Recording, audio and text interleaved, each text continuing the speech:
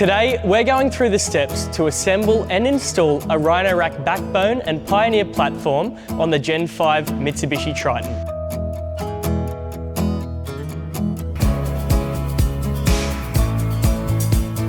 This step varies on different vehicles, so make sure you follow the instructions relevant to your model.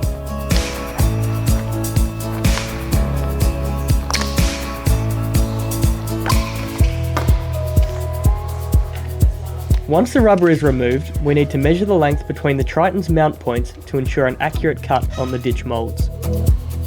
Now it's time to transfer our measurements from the roof onto the rubber. Now that we've got our measurements transferred, it's time to get cutting.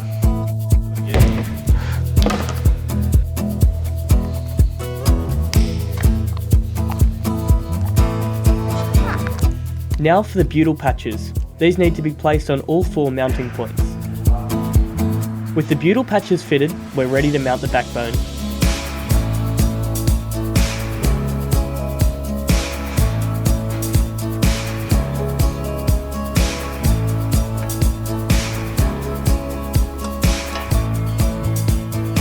So the first step in assembling the Pioneer platform system is to loosen off this underbar and then move it into position based off the fitting chart.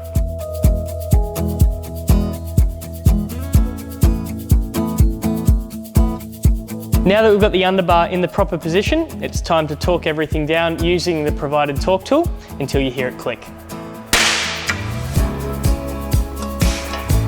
Now it's time to insert the T-bolts, ready to mount the platform onto the backbone. Now when you're flipping the platform to put it up onto the backbone, it's important that you flip it north-south. And what that's going to do, it's going to make sure that these T-bolts don't slide side to side and they'll stay in position, ready to go up onto the roof. Now the final step is to bolt the platform to the backbone using the provided hardware.